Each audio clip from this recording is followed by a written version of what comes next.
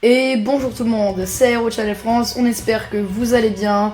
Aujourd'hui, on va vous parler du vol 691, qui est cette fois... pourquoi on a choisi le vol 691 Eh ben vous allez le découvrir. Bonjour, vous connaissez le vol 691? C'est cette fois un exemple de crash très récent.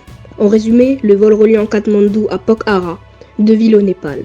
Je rappelle les conditions. Le Népal est la capitale des accidents d'avion. Les avions les mieux équipés pour survivre au vent et l'altitude du Népal sont les ATR. C'est un dimanche 15 janvier 2023, tout à fait normal, excepté le dysfonctionnement du moteur de cette ATR 72 de Yeti Airlines, immatriculé 9N ANC. L'avion vole normalement, avant les derniers événements qui vont lui être fatals. 5 minutes avant l'atterrissage, dans le nouvel aéroport de Pokhara, il s'écrasera juste à côté de la piste durant le demi-tour. Mais au fait, qu'est-ce qui s'est passé ce jour-là?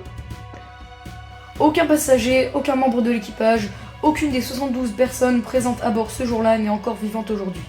Après que 31 personnes aient été hospitalisées, 4 se sont avérées vivantes, mais toutes sont mortes par la suite, sans ne rien laisser. Mais alors, comment savoir? Nos seules traces sont les boîtes noires de l'appareil.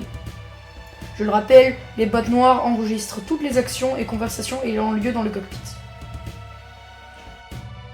Ce que l'on trouve dans les boîtes noires 5 minutes avant l'atterrissage présumé. L'instructeur à la place du copilote demande au pilote de monter les volets à 15 degrés. Le pilote dit l'avoir fait. Mais les boîtes noires n'indiquent rien. Quelques temps plus tard, l'instructeur demande cette fois de mettre les volets à 30 degrés.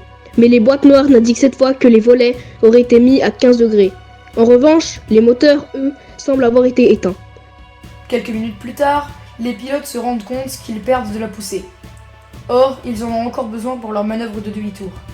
Ils augmentent donc un peu la puissance des moteurs.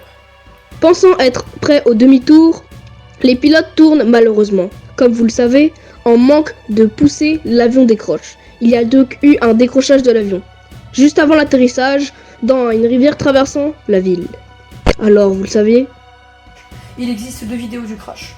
Une de l'extérieur et même une de l'intérieur. Attention, elle est très choquante.